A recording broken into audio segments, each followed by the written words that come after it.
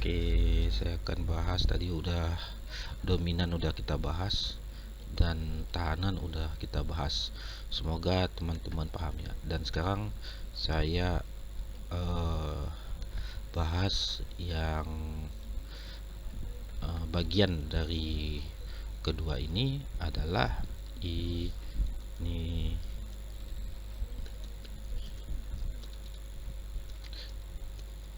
Oke. Jadi dari dua ini dia tidak lepas dari yang dinamakan initial break.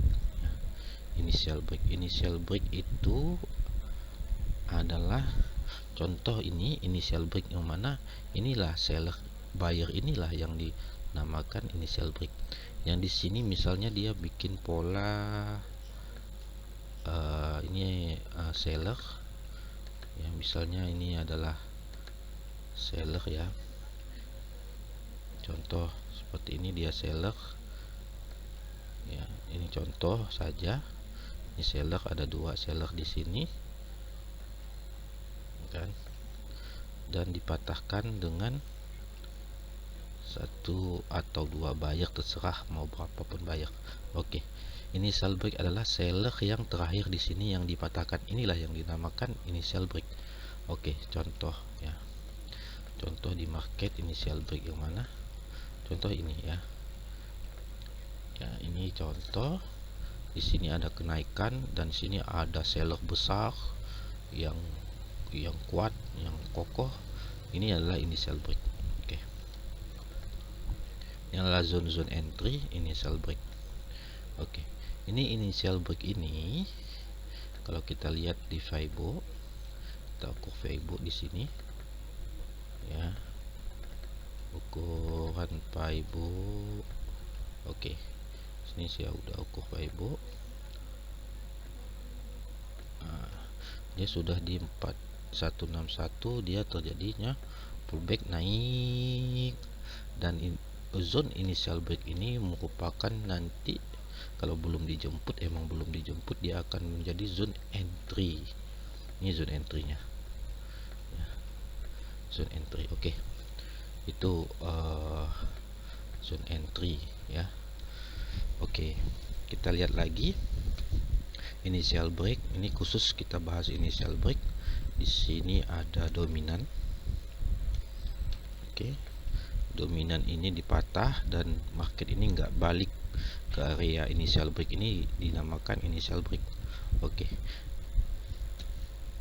jadi seller ini kalau saya besarkan, seller ini menjadi dominan, dia nggak turun ya.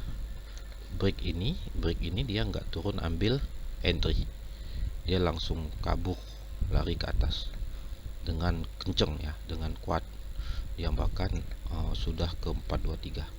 Oke, sewaktu-waktu market ini datang ke sini, ini akan menjadi zone entry kita. Oke, di dalam sini menjadi zone entry kita. Kita lihat, nah di sini ya, di sini tuh, di sini ada penolakan ya, naik lagi. Nah, dan sini ada penolakan kedua, naik lagi, tapi di sini ada jebol ya. Jadi bagaimana cara opennya ya, di sini kebetulan bagus nih. Gimana cara opennya, kita lihat, menganalisa di sini ya. Kita lihat analisa di sini, dan kita lihat analisa di sini. Ini kenapa jebol? Oke, ini kenapa jebol? Oke, kita analisa di 3 tempat ini. Untuk tempat pertama kita analisa di sini ada IB. Oke, di sini ada IB, makanya ini market naik. Di sini teman-teman udah boleh sell ulang, buy ulang dengan target TP di 161 atau sub 261. Dia nggak nyentuh 261, 161 juga udah lumayan lah, ini kan. Oke, itu yang untuk yang pertama ini, karena dia ada zone IB makanya naik. Oke, untuk yang kedua kita lihat di sini berupa nggak ada. Di sini ada dominan kecil ya, di sini ada dominan kecil. Itu pertama. Dominan kecil ini saya besarin kalau kurang jelas ya. Di sini ada dominan kecil. Oke, dominan kecil ini buyer yang di sini mematahkan dominan dan sekaligus mematahkan tahanan. Ini dua sekaligus dipatahkan, ini bagus ya. Kita coba buy. Di sini dia ada pullback, kita buy 161. Oke. Dan sini kenapa dia nggak tes ke atas bang? Karena di sini nggak ada tahanan atau nggak ada dominan yang di tes atau di break ya.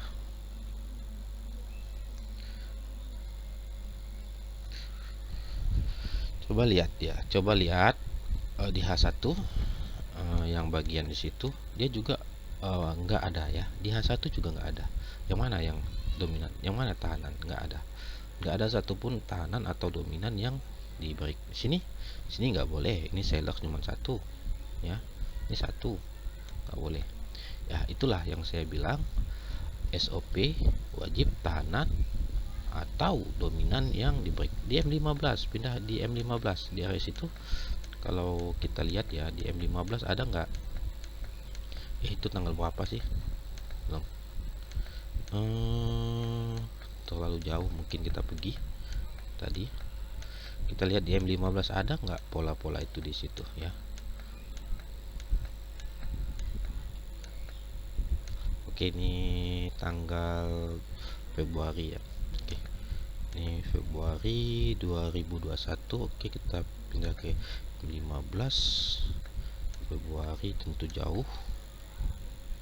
Ini Agustus, 16 Agustus, Februari. Mudah-mudahan candlenya nyampe ya, soalnya M15 biasanya nggak nyampe Februari itu.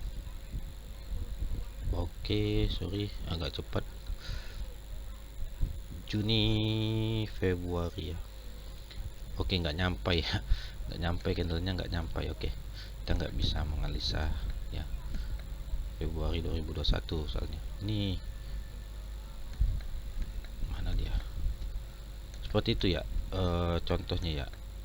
Saya nggak bisa menganalisa yang ada di sini karena M15 nya nggak nyampe ya. Tapi kita tahu di H1 nya juga nggak ada dominan atau. Jadi gunakanlah analisa. Kalau kita menggunakan analisa di H1 atau di M15 itu bisa. Di zona sini ternyata dia nggak ada dominan atau tahanan yang di break untuk buy. Jadi dia jebol ya. Seperti itu ya. Oke, cukup sekian saya rasa bisa dipahami lah ya. Kalau nggak dipahami nanti malam silakan ditanya ya. Terima kasih buat teman-teman, selamat weekend ya.